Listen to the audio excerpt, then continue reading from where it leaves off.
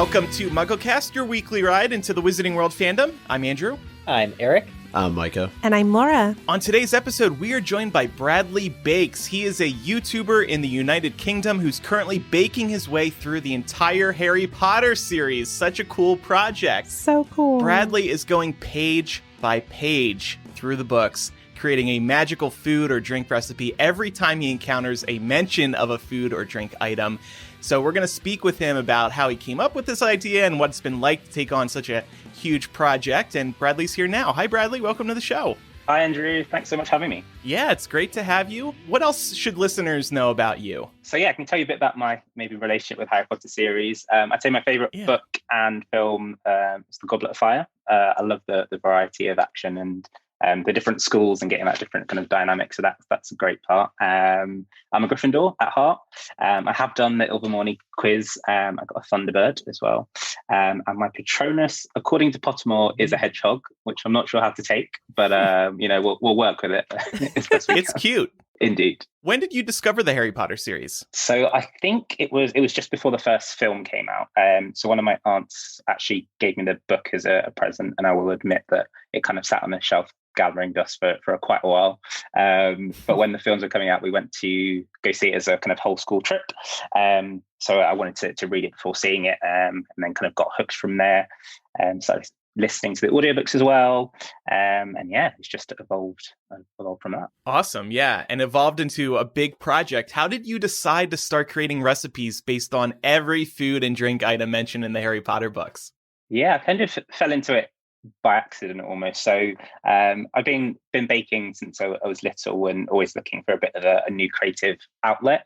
I'd previously been doing some bakes around theatre shows and trying to come up with cakes or other recipes that were inspired by shows. But I wanted to kind of bring that into a new fandom. I was just rereading the Harry Potter books as we do every now and again. And as I was going through the first chapter, it just suddenly hit me how much food there was, which I'd never really appreciated until I read it under that lens. So I started noting them down and was like, this could be a project. And then, I just decided to go for the challenge. See, we joked that once we finished chapter by chapter on MuggleCast, we would have to go sentence by sentence or word by word. You've actually done that. You're doing that.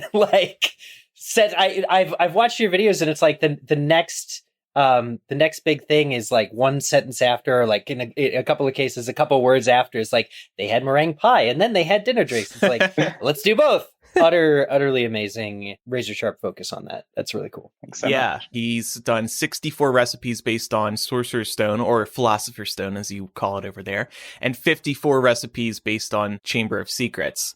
So well over 100 videos at this point. Indeed. It's been a long journey, but still enjoying it. So that's the main thing. That's awesome. I feel like one of the more fun aspects of this project must be deciding how to put your own twist on some of the food mentions. So just for our listeners' reference, in your first ever video in the series, you turned a mention of Dudley eating cereal into making an edible cereal bowl. You also made the book's lemon meringue pie from a scene at the Dursleys, but you made it a golden snitch lemon meringue pie. And in another, when the book mentions cabbage, you recreated the Whomping Willow in a chocolate cabbage cake. So very inventive stuff.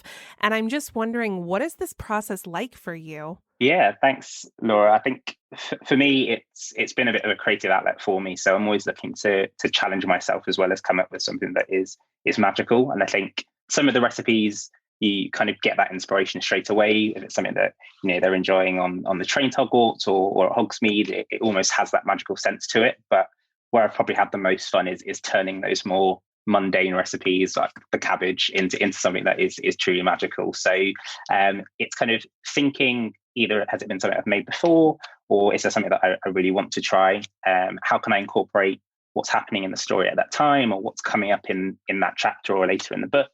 Are there any flavors that really talk about the story? And then just thinking kind of, how can I elevate this? How can I add an extra sense of magic to bring that to life. Yeah. How can I elevate Cabbage? You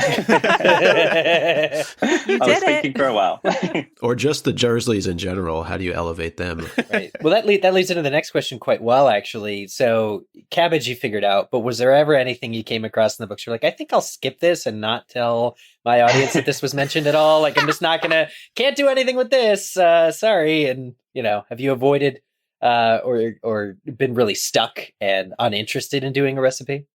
Yeah, I would admit I've been tempted a few times, but I know there's so many people who are now like invested in the journey as well that I feel like I'd get caught out very quickly. So I've got to be honest to the challenge and stick to it. That's fair. Cabbage was one of those that I had to do a lot of thinking of, like, how do I not just serve a salad and do something interesting with it?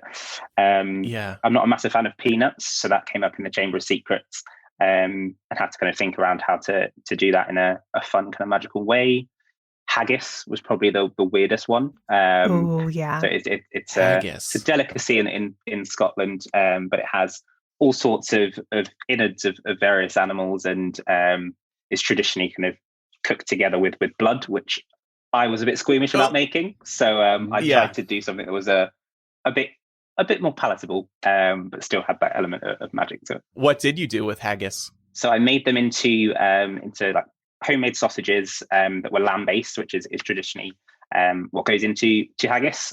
Took out the blood and made it, but still had all of those kind of flavour elements in there as well. So hopefully it's a stepping stone to the real haggis. Yeah. If you posted something with blood on YouTube, would that get taken down? Just flags everywhere. Yeah. I don't know if they'd accept that. What's been the most challenging food item to make so far? Has there been like one really difficult project for you? That's a great question. Yeah, I think it's probably a mix. Sometimes there's things that I've made before, but I'm looking for a way to make it more magical, and that's where the challenge comes in. So I think in Chamber of Secrets there was the mention of the chicken and ham sandwiches that McGonagall has conjured up in her office, and I was like, how can I make this magical? So I did 100-layer sandwich challenge and tried to make that stand. Wow. Which is great fun. That's so cool. But a lot of sweat in the kitchen for that one. Or I think like there was Mars bars back in the Philosopher's Stone, which is probably the one that took me the most attempts to do. I think it took like 7 or 8 attempts to get right. And usually I'd be like, oh, that should be fine. It's just a chocolate bar. But getting all the different elements and bringing them together took a while. So yeah, that's probably the one that I had to do the most repeats for. Yeah. The 100-layer sandwich, you did make that stand after all, right? Indeed, yeah. It was. I will admit, it was only for a few seconds before I had to jump in and save it. But it was relatively stable. So that was good. Wow, that's crazy. The beauty of video, you could slow it down and be like, it's standing forever. Indeed. Kind of as a follow-up to that question, I was wondering, has there been anything that you've made where you were kind of going along, you're like, I'm not really sure how this is going to turn out, or you were really kind of hesitant about it, and then you tasted it afterwards and you're like, oh, that was actually pretty damn good? Yeah, the haggis. That's probably one where I was like, I don't know how this is going to go, but I'm going to try and put my own spin on it. I think there has been a few kind of soup recipes, which is not something that I'd always make. I kind of, when I do comfort food, it's usually like the standard British classics, but I try to do a fair different varieties of soups. And again, that's like one of those things where you can put all the ingredients in, leave it to simmer, and you come back in 2 hours and you're like, is this going to be okay? Is this going to taste good? But I was really happy with how the mandrake soup came out. Just had like great flavor, and it looks really cool. There was a moment, like I first recorded it, made these dumplings that like mandrakes and kind of put them into the soup, but had no idea whether they just disintegrate, and I'd come back when they were like all mush. So it was a nice surprise when I came back to the pot and they were all fluffed up and tasted great. It's screaming good. That should be the that's great tagline. Yeah. I was going to say it probably looked a lot cuter than the final product in the books, right? We never get to see what actually happens to the mandrakes when they're turned into this solution. So I think that what you came up with is probably a lot more wholesome. So I'm wondering, you clearly have a lot of experience in the kitchen, and I'm just wondering, what is one of the top mistakes that novice chefs make? Great question. I think for me, when I was kind of starting, and most of my kind of cooking knowledge has come from either family and friends or recipe books or watching YouTube. I think sometimes if you try to jump in and like almost bake step by step as you go, you don't always have that vision of like what the full recipe is. So I definitely recommend always read the full recipe or watch the full video first, so you understand what all the elements are going to be, and that just helps with some of the prep and kind of knowing why you need to prepare in a certain way for the end result. For our listeners, and even for us as hosts, what's a simple recipe that we can do at home? Definitely think for beginners, at least for myself. So Same. I'm not alone here. Yeah, like no. For reference, guys, I just learned how to separate egg white from yolk, like, I don't know, half a year ago. So that's essential in baking, right? That's pretty important. You're all good to go for the meringue recipes. So you can try Aunt Petunia's pudding. That was kind of a pavlova, easy recipe. So I think the Grimm chocolate biscuits that we made a couple of weeks ago is actually quite easy. All you need to do is kind of cut some cardboard to create a bit of a stencil, and then it looks very impressive, but it is quite simple. So I think that's a great place to start. A lot of the drink recipes or the potion recipes have been quite fun and also really quick to do. So that's something that I think most people could get involved with. We like drinks here. We'll take you up on that. Yeah, exactly. Everybody loves a drink. I will admit to watching the Hogwarts House cocktail episode. That looked really good. Yeah, that was great fun. Especially kind of keep trying the recipes, and I was like, do I need to do this again? Can I do this better? What is your process like for creating one of these videos? So you find the food and drink items in the books, and then what I really love about these videos is that you start everyone off with, you share the quote from the book that you're basing the recipe on, which I think is so great to see. And it really holds you accountable, I think. Yeah. It's like, here it is. Okay, this is straight from the book, so we're doing it. You find these food and drink items, and then how many of these, I don't know why this was my first question, but how many of these recipes do you shop for at a time? Because there's so many you have to do. Yeah, definitely. I think that's where I've kind of got into more of a process as I've gone through. So when we started the Philosopher's Stone, I was kind of reading and baking at the same time. So like I'd read, find the recipe, make it. So it was a lot more kind of one at a time, which made it hard to kind of do any future planning, but also tripped me up a few times where maybe the recipe was loosely referenced at one point and then it came back up later and there was additional context or talk about the kind of flavors I could have used. So for the Chamber of Secrets, read through the whole book first and noted down all of the recipes. And then if there were any other kind of mentions of it later, of how it was prepared or how it looked or how it tasted, I could incorporate that into the recipe. I probably have like in process at a time 4 or 5. So those are kind of fleshed out recipes. I know what ingredients I need for them, and then I would go and shop for those all in bulk. But then obviously some of those will take longer to make. That I might get right the first time, some I might need to redo. So it all kind of flows from there. Yeah. And on average, how long does each recipe take to bring to life from start to finish? Yeah, it's a good question. I think it depends on what the recipe is and how complex I've been with what I've come up with. So it's something that I've already made a fair few times. I'm kind of relatively confident I can get done in one kind of shot. Then I could do that like within a weekend of coming up with the idea, shopping for the ingredients and getting that video recorded. If it's something that's a bit more complex or that I need to do a few kind of test runs for, then it could be over the course of several weeks. So still, wow. I think the longest one has been probably 4 weeks. And that's just because I got frustrated with the fact that it wasn't coming out the way I intended to. So I just had to have those breaks in between. Mm-hmm. So I see you've moved on to Prisoner of Azkaban, my favorite book. Where are you in that book right now? So we are on recipe 10, but that is only chapter 2. So it gives you a sense of kind of how many food references there are so close together. It is at the dinner party at the Dursleys, so it's like every other sentence is, oh, and then they had this, and then they had that. So I think we'll be here a while before we make it to Hogwarts, but no, it's a fun point in the story. How many chapters or books do you have mapped out right now? So far, I've got all the recipes listed out from the Prisoner of Azkaban. So I think I mentioned it on my Instagram already, but this is going to be the longest series so far. There's about 70 recipes from Prisoner of Azkaban, which is going to be cool.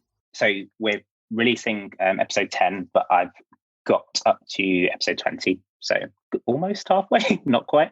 Yeah, just another 50 or so to go. Yeah, exactly. Yeah.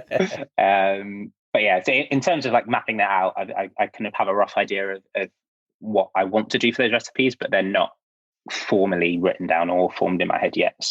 So yeah, still got the bulk of those recipes to come to life. Have you received like feedback from people also making these recipes in their homes and kind of like how it turned out, or photos, or like disaster SOSs, like help me, how do I get this froth to be more frothy? Kind of a thing. Yeah, that's definitely the coolest part, because I think when I first started, it was just like, oh, I want to do this to be a bit of a creative outlet and have fun with it.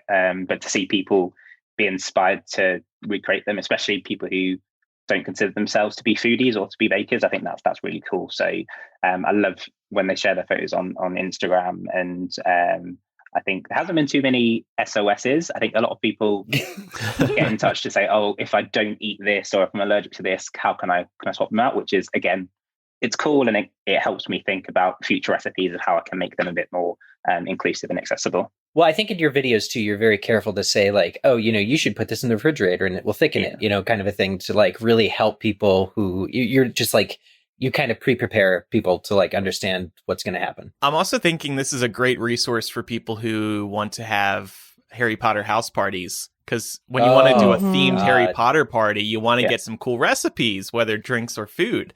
So this is just an incredible resource, because at some point you're going to have every darn food item mentioned in the books on your YouTube channel, and people will just be able to go here and create literally anything that was mentioned in the books. So just amazing. Definitely.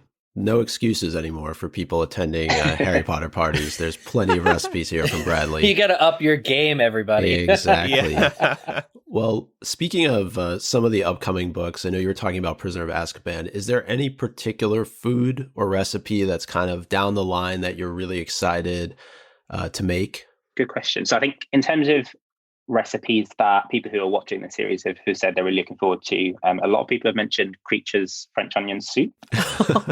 I think that's going to be an interesting one to again, like, take some that is quite basic as a soup. No offense to those who love French onion soup, but how can I make that more magical and add a bit of house elf magic to that? So that's going to be fun. Personally, I'm really looking forward to, in the Goblet of Fire, the Yule Ball.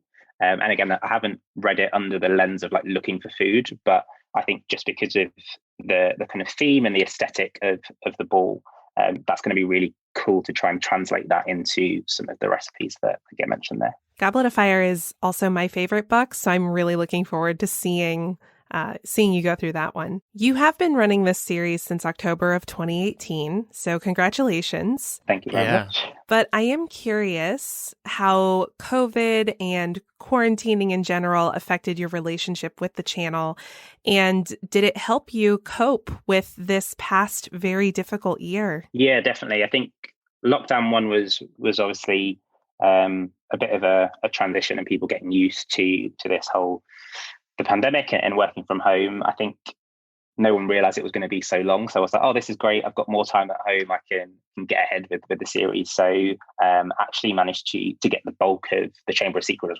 recipes completed in the first kind of lockdown that we had here in the UK. Then the summer came, and it was obviously a bit more difficult, still not being able to go out and socialize as much, as well as obviously having the recipes from the series out, having that reason to communicate with all of the fans in the Potter community was again a great way to kind of connect and still have those social relationships that we weren't able to do in person. So that's definitely helped me, and I think it's always nice to have a bit of a creative outlet to go back to if you are, whether you're stressed or you're anxious about something, being able to focus your attention on creating something is always really helpful. So I've been thankful to have it as a bit of a project to keep me going. Yeah, I didn't myself get into sourdough, but I know that was a huge thing, right? When we recorded, everybody's like, let's make bread, like, let's be creative. But it spoke to all the things you just spoke to, that's what it was. It's like, create something and become something and learn a new skill, kind of a thing. as a community. Yeah. So I really wanted to ask about your production quality, and first, because it's amazing. Like I think that this show should, I mean, I know it's on YouTube. It should be on Netflix. Like it should be streaming like worldwide. Like it's that good, and it's so calming. Like it's ridiculous. Like it's so amazing. Everyone needs to check this out. But how do you do it?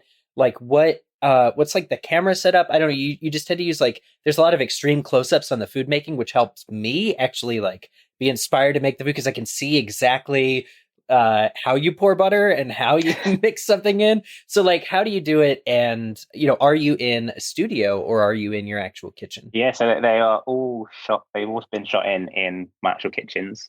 You see them switch between the different books, and that's where I've just been moving house or apartment, that you get to see. Oh wow!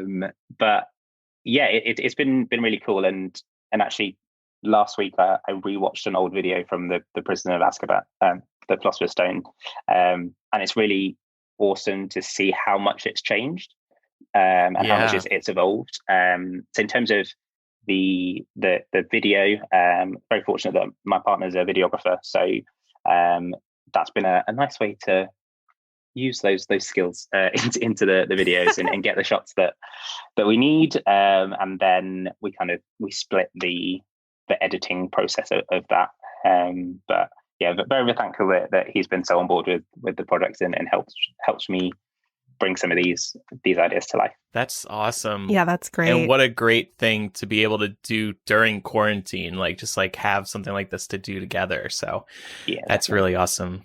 Oh, and also, Bradley, I noticed that your profits are going to LGBT communities and projects and supporting fundraisers. And I love that's amazing. Your message at the beginning of each video, to combat hate, this is what's going on. And I think that's just tremendous. I think that's a wonderful thing. Thanks so much. Yeah, I appreciate it. Yeah, a way to turn something unfortunate into something positive. Yeah, definitely. Yeah. I think that when I mentioned obviously kind of last summer, that time in lockdown, I think was difficult for a lot of reasons, but also what was happening in the POS community, and trying to be there for the trans community and non-binary folk as well. So I had a bit of a kind of identity crisis of like, where do I sit within the POS community?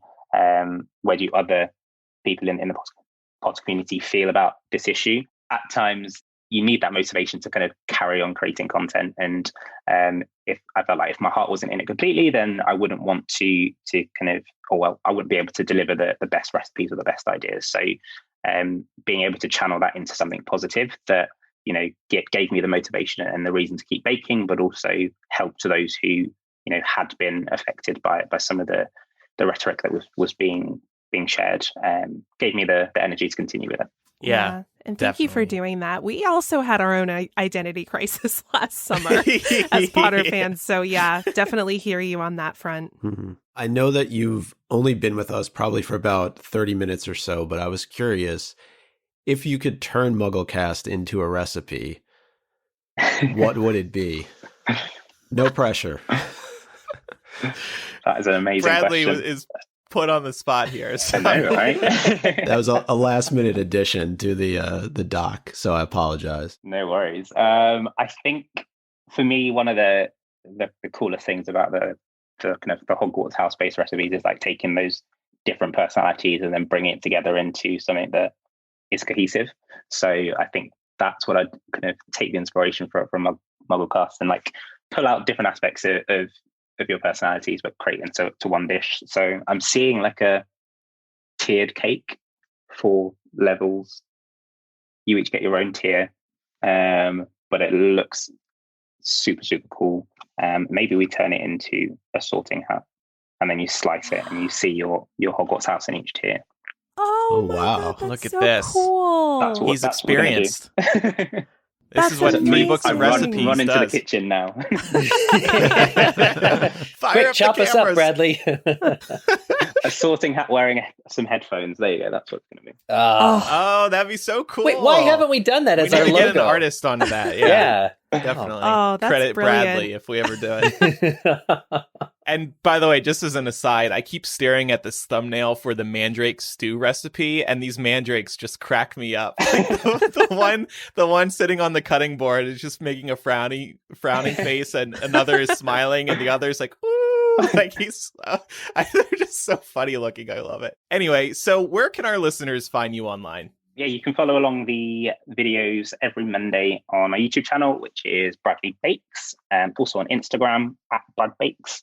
And if you ever want to read any of the recipes and bring them to life as well, they are working their way onto my blog, which is bradleybakes.co.uk. Excellent. Bradley, it's been so great having you on the show today. Thank you for joining us, and thanks for sharing your story, and congratulations. It's just, seriously, we're all so blown away by this project. It's really impressive, and we can't wait to see it evolve over the next few books. Thanks so much. No, it's been great speaking to you all. So I'm glad you enjoyed the series, and hopefully you can recreate some of the recipes, and I'd love to see what you come up with. Yeah, definitely. And listeners, we'll have links in the show notes to Bradley's YouTube channel and his Instagram and his website as well. So yeah, thanks again, Bradley. Thanks so much, everyone. Speak to you later. Thanks, Bradley. So for the rest of today's episode, we have a couple of games. First of all, we are going to play Snog, Marry, Avada Kedavra. This is a game we've had on standby for a few weeks now, and we're finally getting to it. Months. It's been months, yeah. Anyway, so I came up with a few here using alliteration. As a reminder, Snog and Marry options are not with love potions, okay? It's consensual. Yes. All right, so actually this first one has aged well because we've been bringing up Filch a few times recently. Laura, let's give this first one to you. Okay. Snog, Marry, Avada Kedavra, Filch, the fat lady, Fred. Okay, well, I'm definitely going to marry Fred, obviously pre-death. Oh, okay, good. Is that a short-term commitment for you, Laura? I guess so. Laura's gonna save him in the Battle of Hogwarts. That's right. I'm gonna be like, baby, don't go to the Battle of Hogwarts. Like, you just don't stay here with me. Yeah, just let's pull up some Bradley Bakes and make some cool recipes together. Don't go do that. It's fine. And that means I would snog the fat lady, and which could be weird because she is a portrait, but I mean, whatever. It's like kissing a 2x4. I know. Which means, unfortunately, I would be Avada Kedavraing Filch. No. I know. I thought you liked him. Oh well. I find him to be an interesting character, but that does not mean that I want to swap spit with him or enter into a lifetime commitment with him. Okay, fair enough. You'd have to deal with Mrs. Norris, too. It's kind of a package deal. It is, yeah. By the way, I have an update on my inquiry concerning Life After Fred, the fan film.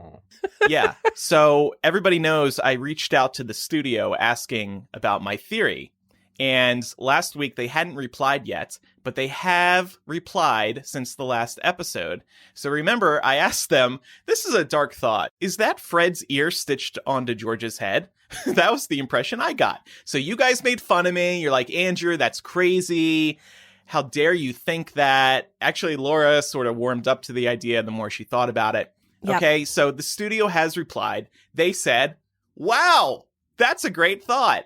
The intention was definitely had an ear magically, surgically reconnected, but kept it vague as to where it came from. So, could be. Okay, so my theory wasn't crazy. They supported it, sort of. Well, nice work. I love it. Yeah. Good job, Andrew. It's very macabre. They were probably being passive-aggressive, like, oh my god, what is wrong with this person? How could they think such a thing? They reported you to the FBI. I think this guy's keep getting an eye ideas. on this guy. They did what all creators should do, which is say, thank you so much for writing us. This is a really unique idea we hadn't thought of. Wow, keep, being magical. That's exactly. It's what we do when people send in theories that we don't like. Well, if we respond to them at all, I mean, do we have another 2007 email we can pull up? Yeah. David listening live said, finally some answers on #Eargate. Yes, this is Eargate. All right, next one. Who wants to go next? I'll go. Snog, Marry, Avada Kedavra, Hagrid, Hermione, Harry. Oh man, this is a really interesting one. I wish hug were an option because I'd love a Hagrid hug, but I would probably not Mhm. to snog Hagrid, because his scraggly beard, it would be very scratchy, and I wouldn't go for that. You don't want to swap spit with Hagrid? No, I would probably... I think that being married to the chosen one boy who lived would be cool. Like good PR, like you'd be like, an it couple celebrity. So I'm going to go with marry Harry. Oh. I would snog Hermione. And yeah, Hagrid. No. There's no I'm- good answer. I here. don't have a better. I mean, yeah, there's no better answer. So I would AK. I like how you're marrying for fame, though, Eric. Yeah, I thought it was a unique kind of way of going there. But For I money, wouldn't marry too. Hagrid because I mean, he's loaded. yeah. Oh, that's true. Yeah, like even if it didn't work out, I'd get half his assets. Unless he makes you sign a prenup. Oh well, do those exist over there? I guess they would. Yeah, we'll see if they exist in the Wizarding world. We'll just have to see about that. Micah, this is for you. Draco, Dumbledore, Dudley. Is this Harry Potter Dumbledore or Fantastic Beasts Dumbledore? Let's say Harry Potter. Good question, though. All right, I'm going to kill Dumbledore. He dies anyway. I would snog Dudley, as gross as that would be, Wow. Twist. and marry Draco. Oh, okay. His family's got money. Oh, It's all about the money. Everybody here is so shallow. Normalize marrying for money, people. If it was Fantastic Beasts Dumbledore, would your answer have been different? Yeah, I would probably snog Dumbledore, still marry Draco, and kill Dudley. Sorry, Avada Kedavra Dudley. Okay. Dudley dies either way. All right, Eric, I think you came up with these next three sets. Oh, okay. Right? So I will administer them. Andrew. Yes, I'll go next. Okay. Yeah. So the next couple that we're going to do is Luna, Ginny, and Neville. All right. So, off the bat, as somebody who isn't a huge Ginny fan, we all know I'm not a huge fan of the Weasleys in general. I'm going to kill off Ginny. Oh. She almost died anyways, so I will snog Neville. But of course, I'm talking about Matt Lewis after he had a massive glow up, right? Right. And Oh my God. and then I'll marry Luna. You know, she is a little out there in her younger years, but I think she became a little less odd as she grew older. And not that there's anything wrong with her oddities, but I think she would have leveled up as well in a different way. You'd never have a dull day in your marriage. No, I'd be reading the newspaper upside down every day. And you be loved good. Good one. That was too easy. It was just too easy. I didn't think So- of it though. Laura, apologies in advance for this. I'm actually Yeah. really sorry. All three of these characters are not very upstanding blokes. That said, I want to know between Snog, Mary, and AK, Crab, Goyle, and Blaze Zabini. None of these choices are great. I'm trying to be very strategic here. I think I would snog Blaze, kill Goyle, AK Goyle, and I would marry Crab. But just because you're married to somebody doesn't mean that you have to like partake. It can just be a marriage on paper. A loveless marriage. Would you live separately? Yeah. I'd be like, I need my own flat on the other side of the country. And Micah, we're going to go, Yes. okay, Snog, Mary, AK, Hogwarts Founders Edition, Ooh. between Helga Hufflepuff, Rowena Ravenclaw, and Godric Gryffindor. I'm a Ravenclaw, so I feel like it's too easy to say marry. So I'll snog Rowena. I think I'd marry Helga and Avada Kedavra Godric Gryffindor. I'm just tired of hearing Wow. about Gryffindor. Enough already. Yeah. Oh my gosh. Wow. You know, Micah, you and I are of similar minds because we're both Ravenclaws. I would have answered this question in the exact Really? same way. Wow. 100%. Because also, Godric, like, I just don't need that level of like hyper masculine energy in my life. There's too much of that in the world. Like, I just Fair no. enough. I mean, I would have picked Godric to marry because he'll protect you. Like, this is just kind of... Mm. Anyone picks a fight, he like goes after you. He's obligated legally. Yeah. But, I mean, all of the founders were impressive witches and wizards and could all protect you. What about Slytherin? We didn't include him. Yeah, well, it was only 3 choices. So do we want to invent a banish forever to faraway land? There you go. Option? Yep. Salazar. There you go. Okay. All right. So we have one more game today, and I'm really excited about this one. I found it on Sporkle. This is a minefield game. Can we name the top 50 most mentioned Harry Potter characters without naming any who are not in the top 50? So there's a 10-minute timer. We have to try to name the top 50 most mentioned characters.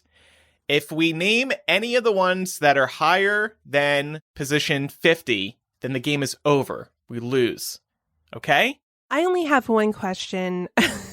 Is it going to list when we enter the characters? Will it actually list them in order of like? Correct. Okay. Like obviously Harry's going to be number 1.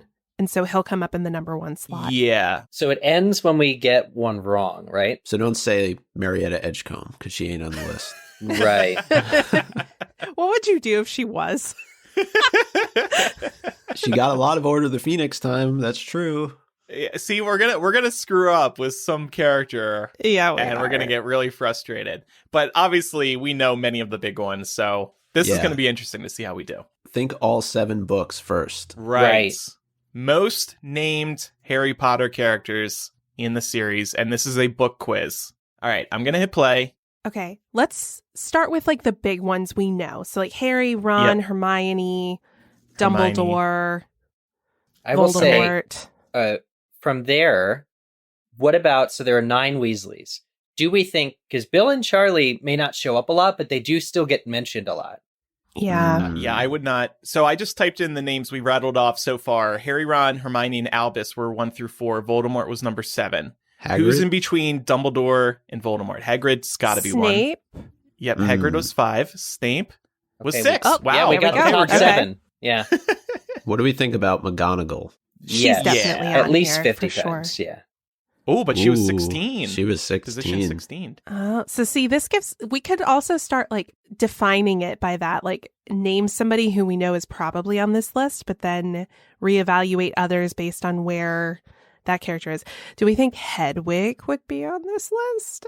Let's try. Oh, God, now I'm scared. Hedwig is safe. She's in all 7 books. You know, She is in all 7 books. Even when she's not present, he's thinking about her. But how about he mentions? Okay. At least 50. Yeah. You think? But- all right, I'm going to type. Should I type it in? Yeah, and if we I fail, hope we're I just don't. going to retake the quiz. I know. Well, it's my fault. We're going to be struggling. Oh, my God. Oh. Number 47. 47. That was close. So everyone else on this list, except for 3 people, are going to be mentioned more than Hedwig. Wow. Okay, I think some of the other Weasleys, like Ginny, right? Arthur, Molly, Yeah, for sure. Arthur, Molly, yeah. Okay, Arthur, 14. Molly, 17. Ginny, 15. Fred and George. Are they a package deal or are they 2 characters? I bet they're separate. Yeah. Let's see, Fred. I feel like they have to, yeah. Ooh, Fred Fred number number 10. 10. Wow. George, Okay. 12. And yet Fred died. Interesting. Where do you think Yeah. Neville fits? Neville's He's gotta be definitely in. on here. I'm Yeah. actually surprised. As well as that- Luna. Yeah, Luna. Well, I'm surprised that Arthur was mentioned more than Molly. That's interesting. Yeah. You Yeah. always hear about Mrs. Weasley. You always hear what she's up to. So I don't. Or maybe in Order of the Phoenix when he's going through hell. I don't know. Mhm. Yeah. All right. Yeah. Any other Weasleys that we haven't? Percy was probably mentioned at least 50 Yeah. times. Especially with I don't how know. crappy he became in the latter half of the Yeah. series. Characters And are how mentioning mad they him. were at him. Yeah. Yeah. All right. Percy. Yep. There you 26. go. 26. Nice. Luna, somebody mentioned, I think. Oh, we already Mhm. did that. you Never already. Yeah. Yeah. What about Dobby? Yes. mind. Mm. Dobby's mentioned more than Hedwig. More than Hedwig? Yeah. No. Dobby has to, like, How about my man Draco? Let's get him in here. yeah, Draco. let's get Draco on the Of list. course. Yeah, there Number we go. 9. Number 9. Who's in between Voldemort and Draco in position 8? I don't Bellatrix? know. Maybe? No. At 8? Because she doesn't appear till what? Yeah. Oh, okay, I'm fair. sure she's on this list, though. There's got to be some other teacher. Or how about Filch? Yeah. Yeah, let's try Filch. He's in all, yep, Nice. there he is. 33. This is hard. I'm no longer comfortable Sprout? with I this would, game. I know. I would avoid doing single book DADA teachers, except maybe Yeah. Umbridge. What Or about the Remus. Yeah, Or Umbridge. Remus. Okay. Yeah, Yeah. what about all the Marauders? All the Marauders? Okay, let's do Yeah. Lupin. That seems like a safe one. Well, okay, okay, 11. if Lupin's that high, then Lily and James would both be up there. Really? Ooh, that makes me nervous. That 'cause does. Yeah. Sirius has got to be on here. Oh, yeah. There you Okay. go. Number He's 8. Number Number 8. Okay. We've got the top 17 so far. And then 26, 27, 33, and 47. And we're halfway through the quiz. Okay, Bellatrix has to be on this list. Okay. And now she's only in books 5 and 7, right? Yeah, but she gets so many. She's in 6 too. She does get a lot of briefly. mentions. Yeah. What about Lucius? I feel like she has to be mentioned yeah. more than Hedwig. Lucius feel is a Then good an owl. guess. What about any of the founders? Do we feel like they're mentioned at all? No, they're mentioned in every book, but I don't think more than a couple of right, like by name. What were some other ones you guys just mentioned? Not the founders. but- Lucius. Bellatrix and Okay, Lucius. let's do Bellatrix. Yep, 43. Okay. Lucius. Are we sure about Lucius? Yeah, He's in the books a lot. he's introduced All in right. book 2. Yeah. 38. Nice. Who's going to make the Jenga puzzle fall? I know. Hedwig scared us. I think we, I think we got. I think Dobby is safe if I feel like Lucius he and has to Bellatrix be. are Okay, both here. That's Yeah, That's Dobby fair. has to be on this list. Yep. Dobby Yes. 23. There we go. 23. Okay, what about Creature? Harry's close school? What about his dorm mates, for instance? Like, you're always hearing about Seamus and Dean. Dean. Yeah. Okay, Seamus. Whoa! Seamus was 50. Oh my gosh. Okay, shut it down. Shut it down. Well, I think it's too risky to put in Dean. I agree. Where Yeah. Seamus was 50. Oh, Well, my. I feel like Seamus was mentioned more than Dean because remember, Seamus and Harry got into a fight, right? Yeah. Yeah. Like they were mad at each other. So although Dean How- dated Ginny. So, I don't know. How about Lavender? Because she gets a lot of mentions. Or Cho Chang. I'm just Cho. thinking. Oh. Even before we meet Lavender, she's the one with, like, the rabbit that Trelawney upsets. Like, all the... Oh, how about Trelawney? Because she's in all the books. Yeah, Trelawney must be. 36. Well, then what about Flitwick and Sprout? Do we feel like they get enough? of Definitely, mention? definitely Flitwick. Really? Well, I agree. How with about Eric. any of the Dursleys? Yeah. Well, Yeah. Vernon, Petunia, Dudley. Yeah. But more than Hedwig? I mean, they don't appear that much. I think Dudley All right, would I'll. come up. I think. All What right. if you type Dursley? Does it give every Dursley that's mentioned? Say- No, the Nope. quiz comes at Say, you. nice try. All right, I'll try Dudley. No one's feeling confident. Do it. I'm Do so it? Or do- All right. Do Petunia maybe first? Ugh. No, I don't feel good about that. Because, you have all that stuff later with Dumbledore and Petunia. Remember My Last Petunia and a bunch of others. She's just more relevant to Harry's life and plot, I think. Did we include? Let's do Flitwick, right? Yeah. Yeah. I'm so scared. Oh, we Oh. lost. Oh, I'm sorry. Okay, it's my fault. I will- No. Okay, so Flitwick was number 59. Ooh, okay. I can't believe Hedwig gets more mentions than Flitwick and Filch. All right, but that was fun though. Yeah. We did well for 7.5 minutes, so I'm pretty pleased by that. Yeah. No regrets.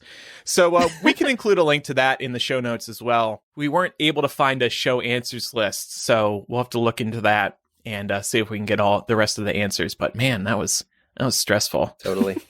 All right. Well, what a fun episode of MuggleCast. If you have any feedback about today's discussion, you can email mugglecast@gmail.com or visit mugglecast.com and click on Contact Us and write in that way. You can also record a voice memo using your phone and email that to mugglecast@gmail.com or call us 1-920-3-MUGGLE. That's 1-920-368-4453. It's time for Quizzage. Last week's question was, what secret does the Grey Lady say Rowena Ravenclaw kept from the other founders? The correct answer is, she did not tell them that the diadem was stolen. She pretended that it was not, in fact, stolen. Some people suggested it was the location of the diadem, but that's the wrong answer. So it's the fact that it was stolen at all. Correct answers submitted by Mia, Zack Attack, Dream Quaffle, Asuna, Hello Wolf, Pink Space Frog, Lord Voldemort, Rudolph, Sisu, Tracy, Shuha, Jury, Elizabeth, Hello Wolf, and others. So, as always, we submit our answers to the MuggleCast website /Quizzage, mugglecast.com/Quizzage. And next week's question. On the night Norbert is born, Hagrid makes the trio tea and offers them which food that they refuse. I gotta go back and see if Bradley Bakes did a send-up on this, a thing. Yeah. It's very interesting. I'm sure he did. Oh, you're right, Micah. He did. I just looked it up. Do you think Norbert is one of the 50 most mentioned characters in the Harry Potter series? We're going to play and find out. No. I would say bottom 50, 30, 20. Ouch. But Eric, it's a great job with Quizzage. I have to say, I've been watching Jeopardy lately, and you just are far and above any guest host that's been on that show. Oh, Well, gosh. yeah, I mean, Dr. Oz is currently hosting. You He's can't get any worse than that. Terrible. Yeah.